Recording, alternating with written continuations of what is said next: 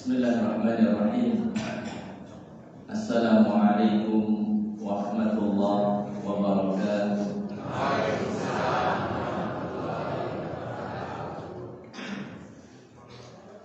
Alhamdulillahi rabbil alamin, waliyus salihina wa la udwana illa 'alal zalimin. Asyhadu an la ilaha illallah wahdahu rabbi la syarika lah, wa asyhadu anna Muhammadan 'abduhu wa rasuluh. Allahumma salli wa sallim wa barik ala nabiyyina Muhammadin wa ala alihi wa sahbihi ajma'in. Ya ayyuhalladzina amanu taqullaha haqqa tuqatih wa la tamutunna illa wa antum muslimun. Yang saya hormati segenap takmir Masjid Al-Hikmah, yang saya hormati pula segenap panitia kajian Ahad pagi Masjid Al-Hikmah, Bapak Ibu sekalian jamaah majelis taklim yang dimuliakan oleh Allah. Pertama, marilah kita panjatkan puji syukur kehadiran Allah Subhanahu wa taala. Di kesempatan pagi ini Allah Subhanahu wa taala karuniakan begitu banyak kenikmatan kepada kita sehingga kita bisa mengadakan majelis taklim, dan tentunya kita berharap Allah berkenan limpahkan berkahnya pagi ini buat kita mendapatkan tambahan ilmu yang bermanfaat. Amin ya rabbal alamin. Tidak lupa salawat dan juga salam semoga senantiasa terlimpah untuk panutan kita Nabi besar Muhammad sallallahu alaihi wasallam, keluarganya, para sahabatnya, dan juga umatnya yang setia hingga akhir zaman. Ramadan tinggal berapa hari? Berapa hari lagi di depan? 11? 10? Terlepas dari perbedaan para ulama di masjid ini, sesungguhnya Ramadan itu semakin dekat dan kita perlu kepada persiapan. Alhamdulillah pagi ini kita itu dimudahkan oleh Allah untuk bisa persiapan untuk menghadapi bulan suci Ramadan. Bapak Ibu sekalian yang dimuliakan oleh Allah, orang yang sampai ke penambangan emas, apakah semuanya mereka sukses?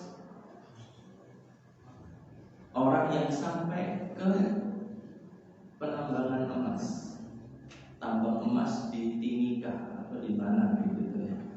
Apakah orang yang pulang dari sana kemudian semuanya mendapatkan kesuksesan?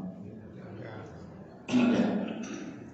Demikian juga bulan Ramadan ini layaknya bagi seorang mukmin dan mukminah itu seperti kesempatan kita untuk sampai ke tambang emas. Ada di sana yang bisa ngambil banyak, ada yang ngambil sekedarnya, ada yang tidak ngambil, bahkan tinggal ngumun saja. Itu yang terjadi.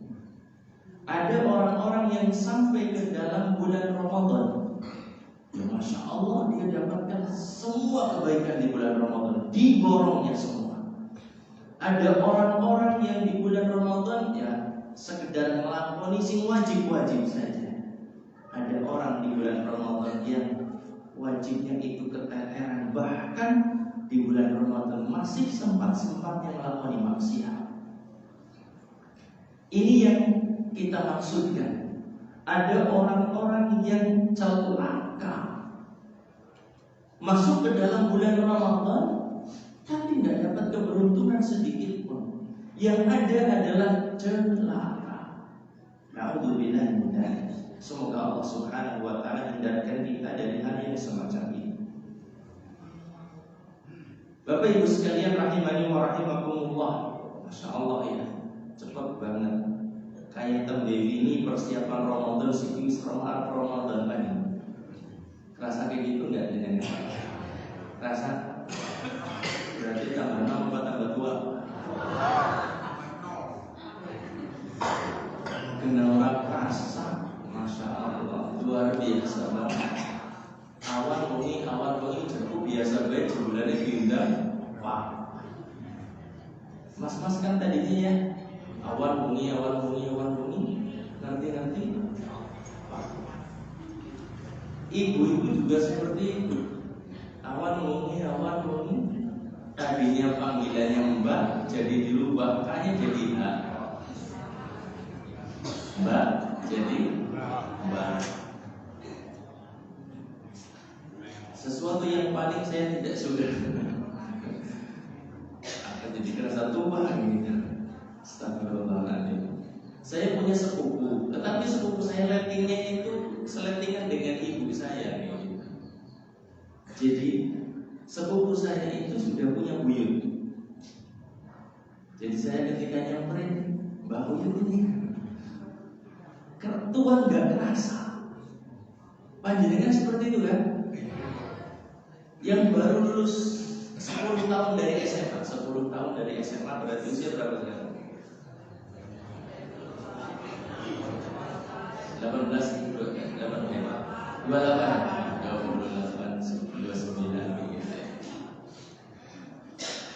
itu di tataran usia segitu, ketika melihat anak kelas di SMA itu rumangsanya kayak batil.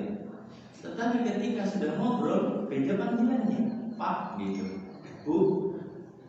Panjenengan padahal rasanya kayak beda sedikit lah, setahun 2 tahun kayak gitu. Subhanallah. Yang memperjalankan waktu siapa Bapak Ibu? Siapa yang memperjalankan waktu? Adanya siang dan malam ini adalah kekuasaan Allah. Kekuatan sedahsyat apapun, sehebat apapun, gak ada yang sanggup untuk menghalangi berjalannya waktu meskipun sesaat, kecuali kalau Allah sudah berkehendak. Allah Subhanahu wa taala dialah yang memperjalankan waktu. Wa huwa alladzi ja'ala al-laila wan-nahara khilfatan liman arada an yadhakkara aw arada syukura. Dialah Allah Subhanahu wa taala yang telah menjadikan malam dan siang khilfatan, senantiasa silih berganti. Terus seperti itu sejak Allah ciptakan langit dan bumi sampai nanti terjadinya hari kiamat. Terus bergantian, silih berganti siang dan malam. Allah jadikan itu liman arada an yadhakkara aw arada syukura. Allah jadikan itu untuk orang-orang yang ingin mengambil pelajaran. Allah jadikan itu bagi orang-orang yang mau bersyukur kepada Allah Subhanahu wa ta'ala. Pelajaran besar dari silih bergantinya waktu. Kita itu termakan waktu, termakan usia. Masya Allah. Dan akan berakhir di mana? Berakhir di mana? Di ajal kita masing-masing ya. Ajal sudah ditetapkan atau belum? Sudah ditakdirkan. Jadi kan tahu tanggal berapa? Alhamdulillah kalau tahu deg-degan. Kalau jenengan tahu jadwalnya, gitu mawon. Kayak apa stresnya? Stres. Kalau seandainya disertai dengan keimanan, alhamdulillah. Namun kalau orang nggak punya iman, mati di situ jadwalnya. Ibaratnya seperti itu. Karena mengerikan sekali. Bapak Ibu sekalian yang dimuliakan oleh Allah, perjalanan siang dan malam itu ada pelajaran yang bisa kita ambil darinya. Pelajaran yang kita ambil adalah kita itu akan menghadapi yang namanya kematian. Terus digiring mepet. Subhanallah, kita nggak ada tempat berlari lagi di sana. Dan di sana ada sesuatu yang harus kita syukuri, yaitu apa? Allah Ta'ala jadikan malam sebagai istirahat bagi kita. Allah jadikan siang itu sebagai ma'ash untuk kehidupan kita. Kita bekerja, kita makan, kita minum. Di malam hari kita beristirahat. Bapak Ibu sekalian rahimani wa rahimakumullah, ada sebuah istilah yang disampaikan oleh para ulama terkait dengan orang-orang yang celaka di bulan Ramadan, yaitu man lam yughfar lahu fi Ramadan fala yughfar lahu fi ma siwahu. Orang yang tidak diampuni dosanya di bulan Ramadan, kalau bahasa kita tangelamon arep diampuni dosanya di bulan selain Ramadan. Tangelamon apa bahasa Indonesianya? Orang mungkin gitu. Orang yang di bulan Ramadan dosanya kok nggak diampuni oleh Allah, peluang kecil banget untuk diampuni di selain Ramadan. Kenapa sebabnya? Di bulan Ramadan itu Allah Ta'ala telah siapkan amalan-amalan pelebur dosa. Bahkan semua amalan di bulan Ramadan dilipat gandakan pahalanya. Kok sampai ada orang-orang yang masuk ke dalam bulan Ramadan dari awal hingga akhir, namun tidak mendapatkan ampunan dari Allah? Maka satu kalimat untuknya, sungguh terlalu. Iya, bagaimana tidak kita katakan terlalu? Amalan yang semuanya adalah mendatangkan pengampunan dosa, kok orang di ngapura sama Allah kayak gitu? Sungguh terlalu orang ini, kebangetan. Bapak Ibu sekalian rahimani wa rahimakumullah. Dan ini disebutkan oleh Kanjeng Nabi sallallahu alaihi wasallam. Beliau mengatakan dalam hadis yang diriwayatkan oleh Imam Ahmad, "Raghima anfu 'abdin", celaka seorang hamba, dakhala alaihi Ramadan falam yughfar lahu, dia masuk ke dalam bulan Ramadan namun dosanya tidak diampuni oleh Allah Subhanahu wa taala. Ketemu dengan Ramadan tapi enggak tahu sibuk dengan apa di bulan Ramadan itu. Ketemu dengan Ramadan namun dia enggak pernah menyibukkan diri dengan amalan-amalan yang dicontohkan oleh Kanjeng Nabi sallallahu alaihi wasallam. Bapak Ibu, ketahuilah bahwa lisan Kanjeng Nabi itu lisan yang bersih, lisan yang tidak suka nyupatani orang, lisan yang tidak suka mengutuk, tidak suka melaknat. Namun bagi orang-orang yang tidak dapat ampunan di bulan Ramadan, Nabi tidak tanggung-tanggung mengatakan celaka orang yang tidak dapat ampunan Allah di bulan Ramadan. Jamaah sekalian, Bapak Ibu rahimani wa rahimakumullah, ini tentunya dikarenakan Nabi sallallahu alaihi wasallam, kalau bahasa kita itu kemeletak banget. Apa kemeletak? Gemes. Oh, wijane ngarep bae. Puasa penghapus dosa, tarawih penghapus dosa, apa manik sedekah penghapus dosa, tarawih di Lailatul Qadar penghapus dosa, semuanya penghapus dosa di bulan Ramadan. Kok ora di ngapura? Kebangetan banget orang ini. Jamaah sekalian rahimani wa rahimakumullah. Jadi kita perlu waspada. Jangan mengira kemudian kita ketemu Ramadan wis bubar kabeh dosanya. Itu enggak semuanya kayak gitu Bapak Ibu. Sebagian orang kayaknya enteng banget gitu ya. Masuk Idul Fitri kemudian apa? Salaman sama temannya kosong-kosong ya, kosong-kosong.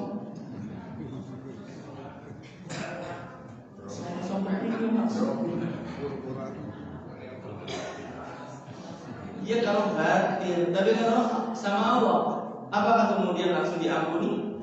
Tidak semuanya. Perlu kita perhatikan jemaah. Memaksimalkan pahala di bulan Ramadan itu perlu kita perhatikan. Kita akan sebutkan amalan pelebur dosa dan kita sebutkan orang yang celaka badannya. Yang pertama yang disebutkan oleh Kanjeng Nabi Shallallahu Alaihi Wasallam adalah as-saum, yaitu puasa.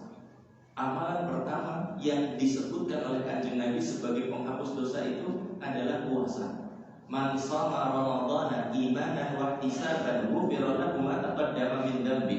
Barang siapa berpuasa Ramadan dilandasi iman dan berharap pahala, dua perkara ini.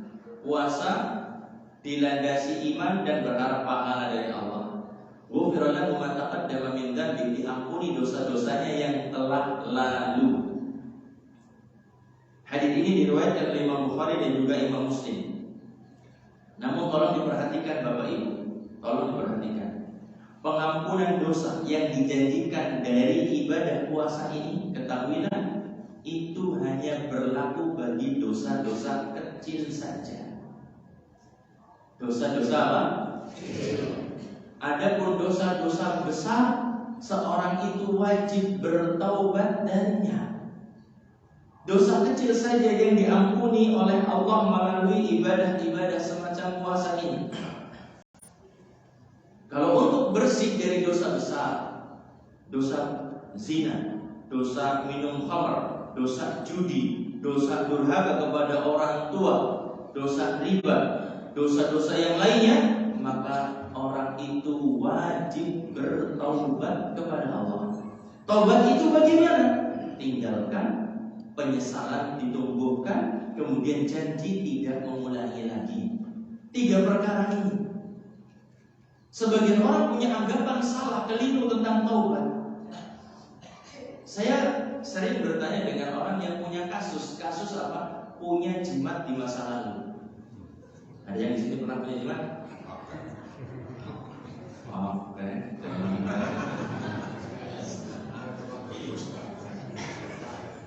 Yang pernah punya pegangan di masa lalu, yang pernah pakai susuk di masa lalu, yang pernah pakai ajian tertentu di masa lalu. Saya tanyakan, jenengan sudah tobat belum? Surat enggak Ustaz. Ilmunya surat enggak. Cuma sekedar meninggalkan saja, belum tobat maksimal. Pantangannya itu terlanggar kabeh, sebagian orang katakan kayak gitu. Dulu saya pernah dikasih jimat kayak gini, tapi pantangannya itu terlanggar kabeh. Sesungguhnya taubat kepada Allah Subhanahu wa taala 3 perkara ini harus dimaksimalkan semuanya. Kalau cuma meninggalkan, belum tentu dia menyesal. Ya. Padahal harus menyesal dalam taubat itu. Kemudian yang ketiga, harus janji untuk tidak mengulangi lagi di masa yang akan datang. Maka ungkapan seorang aku serangan bemaning ilmu nih Ustaz, minta ya aku dagangan anggo raja, anggo penglaris, anggo pemaning susu, pakai susu dan lain sebagainya. Aku serangan Ustaz. Sesungguhnya itu belum maksimal dalam taubat. Taubat kepada Allah, tinggalkan. Kedua apa tadi? Menyesal itu pokoknya dia nyaman sampai dia itu merasa gak enak banget sama Allah kayak gitu. Penyesalan tumbuh dalam diri. Kemudian yang ketiga adalah janji untuk tidak mengulangi lagi di masa yang akan datang. Nah, orang masih perangas-perangas, orang nyesal apa tidak? Orang itu masih cengangas-cengangas. Demikian lah. Pas saya nom lah Ustaz, aku melu-melu hadir gue jimat atau cengar-cengir. Ketone wis menyesal loh. Ini benar harus diluruskan lagi makna obat dalam kehidupan. Dulu gembira itu sejengi nang kaca batir, kok ditulis di keres kata terus jadi kebal Ustaz. Sambil cengar-cengir gitu kan, ya belum tobat, belum maksimal. Menyesal itu apa? Ingat dosa syirik bahaya banget. Kalau sampai mati kemudian dibawa dosa tersebut, ini kan sangat berbahaya. Maka jemaah sekalian rahimani wa rahimakumullah, puasa Ramadan itu dijanjikan oleh Nabi akan menghapuskan dosa. Yaitu apa? Dosa-dosa kecil, dosa-dosa besar harus bertaubat. Orang yang celaka karena puasa ini ada dua golongan. Orang yang celaka karena puasa ada dua golongan. Golongan yang pertama adalah orang yang puasa. Orang yang tidak puasa itu celaka. Nabi Shallallahu Alaihi Wasallam beliau bercerita, beliau menyampaikan, ketika itu beliau mengatakan, "Man talaqa bi fa idza biqaumin mu'alliqina bi'araqibihim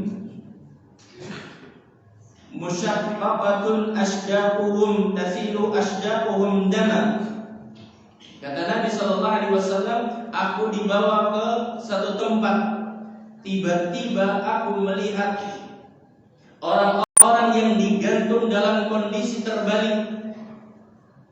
Orang-orang tersebut digantung, diikat pada urat kakinya. Urat kaki itu bagian belakang. Kempol ke bawah itu kan ada urat yang kuat itu. Orang-orang tersebut digantung, kepalanya di bawah, kakinya di atas, diikat di apa tadi? Urat kakinya. Musyaqqaqatun asdaquhum, mulut mereka robek. Tasilu asdaquhum dama, mulut mereka itu mengalirkan darah. Kanjeng Nabi sallallahu alaihi wasallam bertanya, "Man haula'i?" Siapa mereka itu? Qala, "Haula'i alladziina yuftiruna qabla tahillati shaumihim." Mereka itulah orang-orang yang berbuka sebelum waktunya. Berbuka sebelum waktunya. Tolong dipahami di sini. Orang yang mereka puasa dari waktu fajar, namun belum waktunya buka sudah berbuka, hukumannya semacam ini. Lalu bagaimana dengan orang-orang yang mereka itu membohong kepada Allah, bohong kepada manusia, bohong kepada istri dan juga anak-anaknya? Sahur melu sahur, pas mau ke rumah langsung akan seperti apa nasib mereka? Sahur melu sahur, buka melu buka. Ini bapaknya ini kuat, temannya sahurnya sedikit dong. Cuma harus sarapan. Ini bukannya sedikit teman pak, kenapa? Nah, utangnya di orang penak ya, orang penak pakai isi gitu ya. Ada yang kayak gitu? Info. Katanya ada di tengah masyarakat kaum muslimin, nang rumah ya sahur, nang rumah ya buka, nang tempat kerja. Astagfirullahaladzim. Lalu bagaimana seperti mereka ini, orang-orang yang gak puasa? Wong yang puasa saja, tapi bukannya tegasikan, hukumannya sangat berat. Hukumannya sangat berat. Maka jamaah sekalian rahimani wa rahimakumullah, kita harus waspada. Alhamdulillah, orang tua kita sudah menanamkan, mereka telah melakukan tugasnya luar biasa, menanamkan pemahaman tentang pentingnya puasa sejak kita kecil. Bersyukur kepada orang tua kita. Kalau masih ada nanti panjenengan katakan kepada mereka, terima kasih Bapak, terima kasih Ibu sudah ngajari aku puasa sejak kecil sehingga saya bisa istiqamah. Katakan seperti itu nanti. Kalau masih ada. Kalau sudah tidak ada, maka berdoalah kepada Allah. Semoga Allah merahmati orang tua kita. Semoga Allah Ta'ala memaafkan kesalahan-kesalahannya, karena mereka telah begitu baik mendidik dan membimbing kita dalam nilai-nilai Islam sejak kita kecil. Ma'asyiral kiram Bapak Ibu rahimani wa rahimakumullah. Kemudian golongan yang kedua, yang celaka karena puasa. Mereka adalah orang yang berpuasa tapi tidak menjaga adab-adabnya. puasa tapi tidak menjaga adab-adabnya. Nabi SAW menyebutkan tentang orang-orang yang golongan kedua ini, mereka puasa tetapi nggak dapat apa-apa. Golongan ini jumlahnya banyak dari kalangan orang yang berpuasa. Orang yang puasa banyak yang kondisinya semacam ini. Kata Nabi, rubba sha'imin haddu min siyamihil ju' wal 'atash. Betapa banyaknya orang yang berpuasa namun dia tidak mendapatkan apa-apa dari puasanya kecuali lapar dan dahaga saja. Dia puasa tapi nggak dapat faedah, nggak dapat keuntungan dari puasanya tersebut, kecuali hanya sekedar laparnya dan juga hausnya saja. Jamaah sekalian yang dimuliakan oleh Allah, hadis ini diriwayatkan oleh Imam At-Tabarani, diriwayatkan oleh Imam At-Tabarani. Kenapa mereka orang-orang ini sudah puasa tetapi tidak mendapatkan pahala, tidak mendapatkan pengampunan dosa? Kenapa sebabnya? Di antaranya karena mereka puasanya jalan, ngelombone juga jalan. Puasa tapi berbohong. Nabi SAW menyebutkan, man lam yada' qawla zur wal 'amala bihi falaysa lillahi hajah bi an yada'a ta'amahu wa syarabah. Barang siapa yang dia tidak meninggalkan dusta, dia lagi puasa tapi dustanya jalan, wal 'amala bihi, bahkan mengerjakannya, falaysa lillahi hajah bi an yada'a ta'amahu wa syarabah, maka Allah tidak butuh orang tersebut melakukan ibadah puasa. Allah gak butuh orang tersebut gak makan, gak minum, gak dipedulikan oleh Allah Subhanahu wa ta'ala. Maka sangat menyedihkan orang puasa namun tetap berdusta, mengakibatkan apa? Mengakibatkan tidak dipedulikan puasanya oleh Allah Subhanahu wa ta'ala. Demikian juga orang yang puasa namun tidak menjaga lisannya. Cacian begitu mudah keluar, padahal lagi puasa, cacian keluar. Padahal lagi puasa ngerasani jalan terus. Ini sangat berbahaya. Nah, kalau percaya ya silakan dipraktekkan aja, nanti seperti apa dapatnya kayak gitu. Ustaz tidak menjadi ini baca tugasnya Ustaz itu kasih, kadang-kadang kasih kabar gembira, kadang-kadang meten-meten, ini kan harus seperti itu. Ya silahkan saja menjadikan, kalau seandainya kalau tak amel sebulan orang rasanya wong, ya silahkan saja, nggak masalah. Tugas saya sudah menyampaikan dan selesai. Saya besok ditugaskan lagi sampai sini ya, nyampaikan lagi gitu ya Pak. Yang lain juga nyampaikan.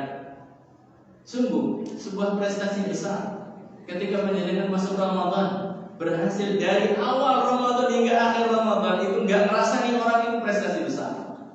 Prestasi besar. Kuat apa lagi? Benar-benar mengecap langsung rasanya. Astagfirullah. Itu yang kadang-kadang terjadi Bapak Ibu. Dan orang perasaan. Sesungguhnya itu adalah perkara yang angel bagi orang-orang yang diangelkan oleh Allah. Iya benar, itu perkara yang angel ditinggalkan bagi orang-orang yang diangelkan oleh Allah. Tetapi itu mudah bagi orang-orang yang dimudahkan oleh Allah Subhanahu wa ta'ala. Itu akan mudah bagi siapa orang-orang yang dimudahkan oleh Allah. Coba dilatih dari hari pertama, ya Allah tolong bantu hamba. Janganlah bagi ajakan dosanya kita.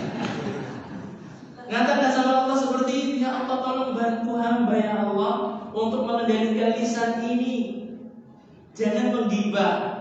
Hari pertama sukses, alhamdulillah. Sore-sore panjenengan alhamdulillah sambil berbuka, Bukan berarti sudah wis pulih gitu, enggak. Sudah berbuka, di saat itu bersyukur kepada Allah. Ya Allah, Engkau telah berikan kemudahan kepada hamba untuk tidak merasa. Semoga Allah Engkau mudahkan lagi di hari esok.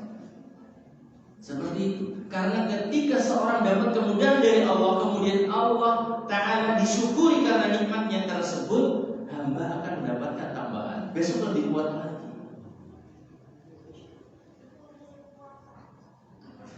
Berani berusaha ibu-ibu? Insya Allah orangnya sama seperti itu. Insya Allah Ustaz.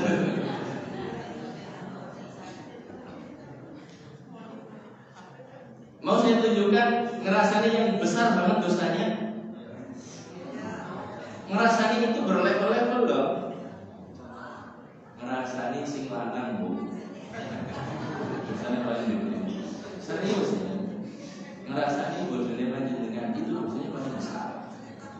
Kenapa? Karena orang tersebut, suami jenengan tersebut adalah orang yang punya hak paling besar kebaikan panjenengan. Malah jenengan dolimi, jenengan rasani itu dosanya panjenengan gede banget. Serius ini loh.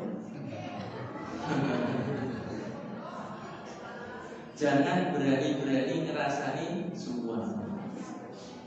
Karena suami itu Masya Allah Bapak Ibu. Saya kemarin ketemu dengan seorang yang Masya Allah, Pak, dagangannya masih iya. Sudah 7 tahun Ustaz saya dagangan kayak gini. Orang itu siap untuk menjadi hitam legam. Demi siapa sih? Demi bojo, demi istri, demi anak-anaknya. Kok kemudian jenengan rasanya? Kalau jenengan mengajukan suami kepada ustaz untuk mencari solusi, itu bukan rasanya namanya. Tetapi kalau jenengan curhat ke ustaz, curhat ke tangga, curhat ke teman, curhat ke yang lain, itu rasanya. Yang tidak dikatakan merasani itu kalau menyebutkan sesuatu tentang suami, saya juga tentang istri gitu ya. Tapi kepada siapa? Orang yang diharapkan ada solusinya. Itu bukan ghibah namanya. Aku cerita orang jenengan rok jebulane. Mari ngene kayak gitu, mari ngalah terus. Aku cerita orang jenengan rok. Astagfirullahaladzim. Kalau jenengan mau nyari solusi, itu datangnya ke ustaz, ke orang yang sudah dewasa. Oh, dewasa dalam arti baru pikirnya, wawasannya kayak gitu. Jemaah sekalian rahimani wa rahimakumullah. Kembali kepada pembahasan kita. Bahwasanya di sana ada orang-orang yang berpuasa namun dia tidak menjaga adab-adab puasa, yang dengannya dia mendapatkan kerugian, hanya sekedar mendapatkan hausnya, hanya sekedar mendapatkan laparnya saja dari puasa tersebut. Kaum muslimin dan muslimah rahimani wa rahimakumullah, dan para ulama juga menyebutkan bahwasanya semua dosa, semua maksiat itu akan berpengaruh kepada pahala yang didapatkan dari puasa tersebut. Orang yang berpuasa melakukan dosa, melakukan maksiat, memang puasanya gak batal. Kalau dosanya bukan apa? Minum atau makan di siang hari. Tetapi dosanya apa tadi ya? Yang merasani, yang ambil orang lain, ya mungkin menzalimi orang lain, ngambil harta orang lain. Kalau dosa-dosanya seperti itu, maka ketahuilah puasanya tetap sah. Namun dia berdosa dan dosanya itu akan berakibat kepada berkurangnya raihan pahala. Ini yang harus kita waspadai. Maka di bulan Ramadan kita itu harus jadi manusia super. Super apa? Super hati-hati. Hati-hati dari melakukan apa? Pelanggaran terhadap syariat kita. Kita lanjutkan yang kedua. Amalan yang dijanjikan menjadi penghapus atau pelebur dosa, yaitu sholat tarawih. Sholat tarawih. Nabi sallallahu alaihi wasallam mengatakan, "Man qama Ramadan imanan wa ihtisaban, ghufira lahu ma taqaddama min dhanbi." Barang siapa yang berpuasa Ramadan dilandasi iman, dilandasi berharap pahala darinya, diampunkan dosa-dosanya yang telah lalu. Masya Allah, ini keutamaannya besar sekali. Siapa yang puasa Ramadan dilandasi iman, siapa yang sholat tarawih di bulan Ramadan dilandasi iman dan berharap pahala, diampunkan dosa-dosanya yang telah lalu. Yang celaka itu yang seperti apa? Yang celaka ketika mensikapi sholat tarawih ini, mereka adalah orang-orang yang tidak perhatian terhadap rukunnya sholat. Para ulama ketika menjelaskan wailul lil musallin, celaka orang yang sholat itu, maksudnya siapa yang celaka karena sholat? Orang yang gak punya perhatian, gak punya kepedulian terhadap apa? Terhadap rukun sholat, sehingga sholatnya itu pun batal. Yang celakanya di zaman kita sekarang ini, level sholat yang, mohon maaf, ini adalah dikatakan belum sah sholatnya itu digandrungi banyak orang, disenangi banyak orang. Arab terawih nanti al-hikmah apa? Suwen dawan banget. Nonton apa yang lebih cepat kan? Sing digandrungi yang mana? Yang cepat atau yang lama? Yang cepat. Nek nangkat apa? Kayak mana ini mau kesuai banget. Ditita ini. Nek pakai makmumnya sedikit. Nek pakai yang lain, wah ini mana cepat lumayan gila. Itu yang terjadi jemaah. Padahal ketahuilah, di antara rukun sholat yang sangat penting itu tumakninah. Apa namanya? Tumakninah itu batasannya apa? Kalau berdiri minimal itu selesai Al-Fatihah, itu tumakninah. Nek jenengan kok ngatekan kepuntal-puntal, arep ruku urung rampung Al-Fatihah, ini kan berbahaya. Ketika jenengan ruku, Allahu Akbar, sudah ruku, sudah datar punggungnya panjenengan, itu minimal membaca Subhana Rabbiyal Azim wa bihamdi atau Subhana Rabbiyal Azim sekali minimal di saat seperti ini. Jangan bacanya baru mau turun sudah baca tuh langsung menyatakan itu tidak benar. Yang namanya tumakninah minimal sudah ruku set baru baca Subhana Rabbiyal Azim, bangkit lagi Sami Allahu liman hamidah Rabbana walakal hamd, tegak berdiri. Jangan sampai Rabbana walakal hamd sambil turun. Ini kekeliruan yang banyak terjadi. Kalau sudah hilang tumakninah berarti hilang rukun. Salat yang hilang rukunnya berarti tidak.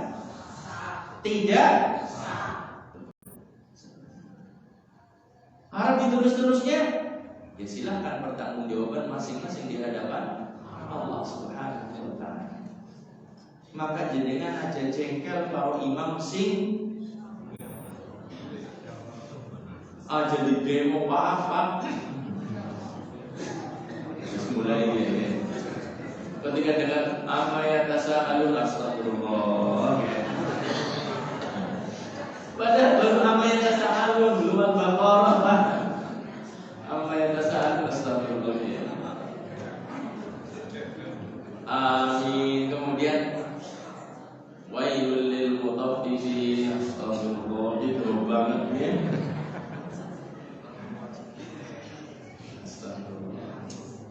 Kalau seandainya jenengan jadi imam, perhatikan, lihat kondisi makmumnya seperti apa. Yang jadi imam ini, lihat kondisi makmumnya seperti apa. Kalau seandainya memang tidak bisa diajak untuk lebih panjang, maka jagalah Al-Fatihah dan suratan pendek setelahnya. Maksimalkan Al-Fatihahnya, baguskan Al-Fatihahnya, suratan pendek setelahnya. Setelah itu perhatikan bacaan di saat ruku, bacaan di saat i'tidal, bacaan di saat sujud, bacaan di saat duduk di antara dua sujud. Perhatikan itu, dimaksimalkan. Coba sekarang mending Pak jenengan terawih tetapi ngebut super ngebut dibanding dengan gak terawih, mending mana? Hah? Mendingan lah. Lihat kalau seandainya terawih kemudian jenggelat, ini dapat wailul lil musallin, celaka bagi orang. Tapi kalau seandainya dia duduk di rumah, harus kesel lah kali selonjor orang terawih, orang wajib gitu. Mending selonjor, insya Allah. Daripada terawih kemudian malah berdosa, Pak. Merendahkan sholat. Apa di situ unsur mengingat Allahnya? Kur kesel, nahan ngantuk, kalau nahan sikil pegel. Itu tahu. Kan rugi banget. Mengeluarkan. Terus terang saja berat banget untuk sholat dengan seperti itu. Apalagi jenengan sudah masuk semuanya. Kalau masuk keluar segane seporsi la ilaha illallah, kemudian suruh jumlah keselnya kayak apa? Bukan yang apa rupanya kan seperti itu jamaah. Jadi tolong diperhatikan. Eman kalau panjenengan mau sholat seriuslah badannya. Kalau mau terawih seriuslah badannya. Lihat imam yang bagus bacaannya, yang tumakninah gerakannya, harus seperti itu. Jangan anti dengan apa? Dengan imam yang kayak gitu. Justru maka harus dikejar, harus dicari. Di mana ada imam yang bagus dicari. Ma'asyiral kiram Bapak Ibu sekalian rahimani wa rahimakumullah. Kita lanjutkan yang ketiga. Amalan yang dijanjikan akan menghapuskan pahala. Hadis diriwayatkan oleh Imam At-Tirmidzi, Nabi sallallahu alaihi wasallam bersabda, "Ala adulluka ala abwabil khair. As-sawmu junnatun wa sadaqatu tudkhilul khati'ah kama yudkhilul ma'u nar. Wa salatul rajuli fi jawfil lail." Kata Nabi sallallahu alaihi wasallam, "Maukah aku tunjukkan kepadamu pintu-pintu kebaikan?" Maka beliau mengatakan, as-sawmu junnatun, puasa itu adalah perisai. Wa shadaqatu tudkhilul khati'ah kama yudkhilul ma'u nar. Sedekah itu akan memadamkan, akan menghapuskan dosa, sebagaimana air bisa memadamkan api. Dan juga sholat seorang di tengah malam itu akan menghapuskan dosa. Di sini Nabi Shallallahu Alaihi Wasallam menyebutkan tentang sedekah menghapuskan dosa yang dilakukan oleh seorang di masa yang telah lalu. Masya Allah, Bapak Ibu rahimani wa rahimakumullah, di bulan Ramadan kita punya panutan yang sangat istimewa, yaitu Nabi kita Muhammad Sallallahu Alaihi Wasallam. Kana ajwadun nas wa ajwadu ma yakun fi Ramadan hina yalqahu Jibril. Adalah Nabi Sallallahu Alaihi Wasallam orang yang paling dermawan. Beliau orang yang paling dermawan, dan beliau akan sangat-sangat dermawan kapan? Ketika di bulan Ramadan. Beliau itu super dermawan di bulan Ramadan. Ketika beliau dikunjungi oleh malaikat Jibril. Masya Allah, Bapak Ibu yang dimuliakan oleh Allah, di bulan Ramadan peluang berbagi begitu banyak. Tinggal mau dimanfaatkan ataukah tidak. Jangan nunggu orang-orang yang ngoprak-ngoprak, tetapi apa yang bisa kita berikan. Tidak harus dioprak-oprak oleh takmir masjid. Bugie dijadwal, tinggiye, Pak Gie dijadwal. Gak perlu seperti itu. Datanglah panjenengan kalau memang punya kemampuan. Saya ngasih seperti ini untuk donasi Ramadan, Pak. Saya ngasih seperti ini, atau besok tanggal sekian saya akan ngasih, Pak. Datang seperti itu, terpanggil jiwanya. Gak perlu dioprak-oprak. Kemudian apa? Jaga, jangan diekspos di media sosial. pasang status. Eman pengorbanan panjenengan hanya cuma sekedar dikatakan sip sama teman-teman, cuma kayak gitu toh. Sayang sekali. Seharusnya sedekah panjenengan itu adalah menjadi penyelamat panjenengan di hadapan Allah Subhanahu wa taala. Ternyata cuma dapat ada yang ngirim jempol 10 orang, bisa senang banget, sumringah banget. Alhamdulillah pasang status bisa di yang nge-like itu berapa? 10 orang, 20 orang. Kok senang cuma seperti itu? Jangan, sayang. Tidak perlu diekspos, sembunyikan diri ketika kita melakukan amal tersebut. Jamaah sekalian rahimani wa rahimakumullah, penyakit yang ada di zaman kita sekarang ini adalah mengekspos ibadah di media sosial. Di zaman kita sekarang ini merajalela. Bahkan ditambahi dengan apa? Dengan sesuatu yang pakai aksi-aksi bohongan kayak gitu ya. Coba, bagaimana bukan aksi bohongan sama temennya? Di depan Ka'bah ini ngelomboni, di depan Ka'bah. Di foto yang tetap berdoa. Padahal jalan doang cuma ini toh. Ngelomboni tanpa larangan itu dosa. Ngelomboni nang jero masjid lebih dosa. Ngelomboni nang jero Masjidil Haram lebih dosa. Bahaya banget. Ini yang terjadi. Demikian juga sekarang kita berusaha untuk ada amalan yang orang lain nggak tahu. Kita sembunyikan antara diri kita dengan Allah Subhanahu wa taala. Kalau seandainya mau foto Ka'bah dekat gitu ya, jangan disertakan foto diri, nggak apa-apa. Kalau seandainya mau foto dengan foto diri, nggak perlu melomboni dulu gitu. Lagi ngadep Ka'bah di foto itu kan lebih ringan daripada gimana apa sih maksudnya? Jamaah sekalian yang dimuliakan oleh Allah, maka kita perlu waspada ketika kita sudah bersedekah, maka maksimalkan, sembunyikan dari pandangan orang, sembunyikan dari apa? Dari pujian orang. Semoga Allah Subhanahu wa taala melimpahkan taufik hidayah bagi kita semuanya. Selanjutnya mungkin saya berikan kesempatan jika ada pertanyaan dari materi yang saya sampaikan. Saya persilakan. Monggo silakan.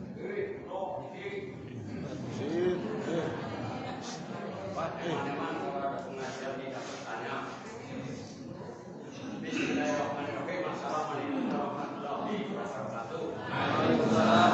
Tadi disinggung mengenai kekebalan ya, ilmu atau raja. Nah ini sebagai orang muslim yang bertakwa besar mengajukan kegagalannya. Walaupun orang bertato itu sebagai orang Islam bertato, tapi dia sudah mewarna sofa, ini bagaimana akan berdosa atau tidak? Sekian dan terima kasih. Assalamualaikum warahmatullahi wabarakatuh.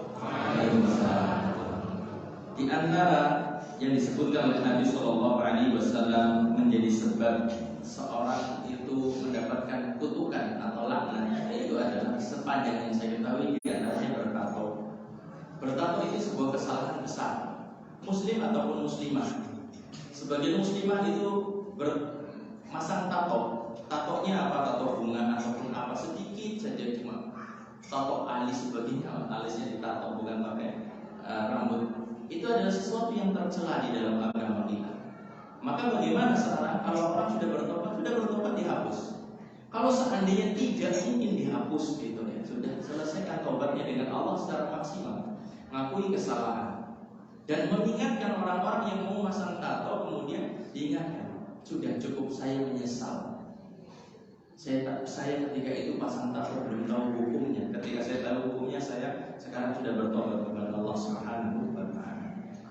Wallahu a'lam bishawab.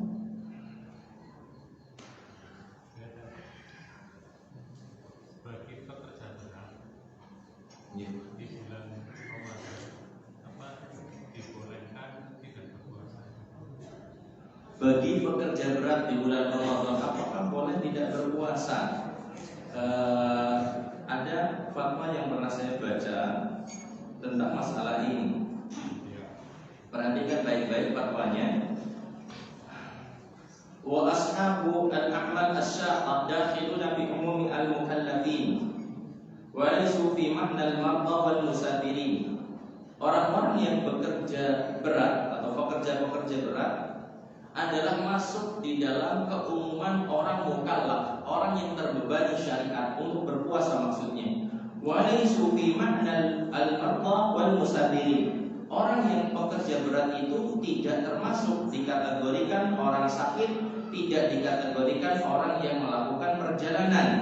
Wajibu alaihim tabiyyatun niyyah, maka wajib baginya untuk menghadirkan niat di setiap hari yang dia lalui di bulan Ramadan. Tabiyyatun niyyah di shaumi Ramadan wa ayusbihu shaimin, dan dia di pagi hari dalam kondisi berpuasa. Wa man ittara minhum lil fitri athna an-nahar fa yajuzu lahu an yuftira bima yadfa'u ittiraruhu. Seandainya di siang hari dia terpaksa untuk melakukan buka puasa, minum atau makan di siang harinya, maka boleh baginya untuk apa? Membatalkan puasa. Tsumma yamsaku baqiyata yaumihi. Kemudian dia menahan, tidak boleh makan terus-terusan. Ketika sudah batal, dia harus punya adab terhadap bulan Ramadan ini. Makan, minum sekedarnya, batal puasanya di hari itu. Kemudian dia menahan sampai maghribnya. Wa yaqdiyahu fil waqtil munasib. Kemudian dia punya tanggungan untuk mengganti di hari yang lain. Tidak boleh bayar fidyah. Harus diganti di hari yang lain. Puasanya seperti itu. Wallahu a'lam bishawab.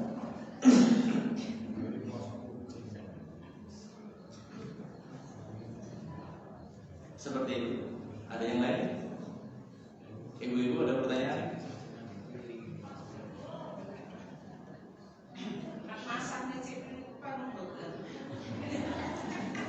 Pas lagi masak nyicipi boleh apa tidak?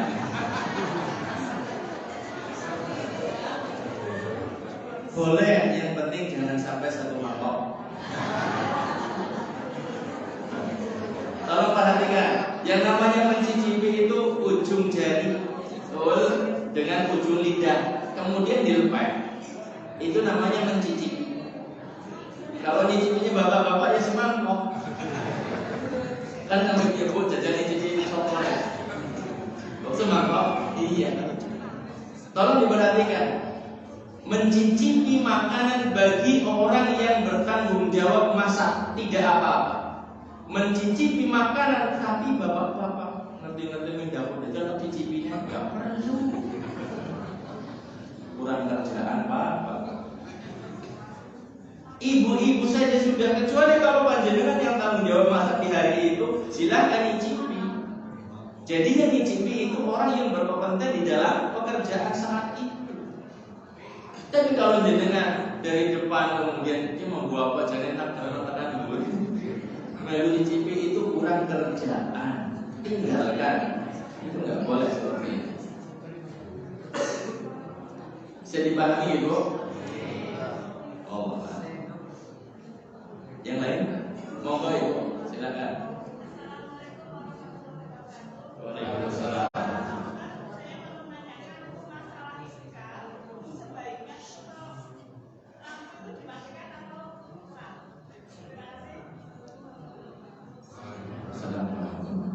Iktikaf itu di sana ada ibadah.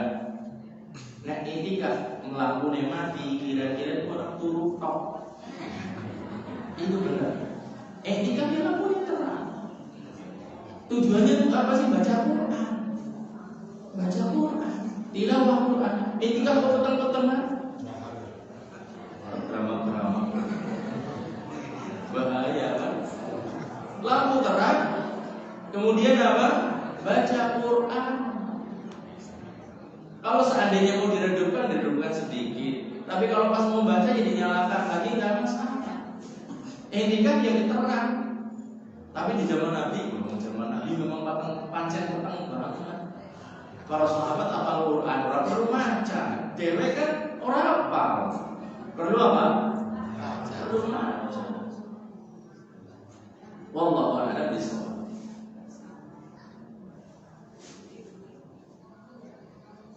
Yang Ada lagi? Nggih, monggo silakan. Waalaikumsalam. Gimana? Ya.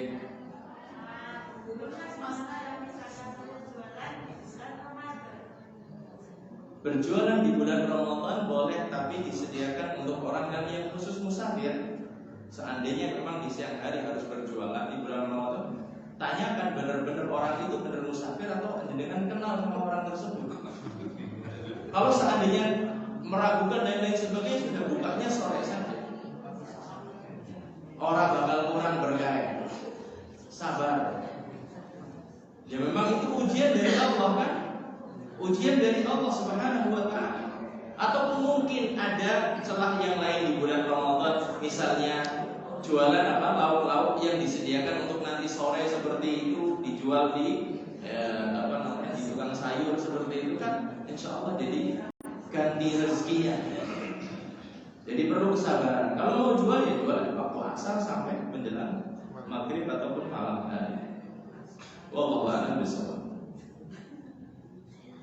Ada lagi yang lain?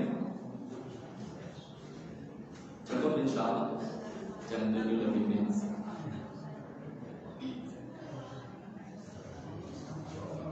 Itu saja. Terima kasih atas perhatiannya. Kurang lebihnya mohon maaf. Bahagia sekali pagi ini saya bisa hadir dengan semuanya. Saya meminta kepada Allah Subhanahu wa ta'ala, semoga kita semuanya, dengan saya, bisa masuk ke dalam bulan Ramadan dengan kondisi yang terbaik, mendapatkan pahala yang maksimal di bulan Ramadan. Kita akhiri. Subhanallahumma wa bihamdika asyhadu an la ilaha illa anta astaghfiruka wa atubu ilaik. Wabillahi taufiq wal hidayah. Assalamualaikum warahmatullahi wabarakatuh.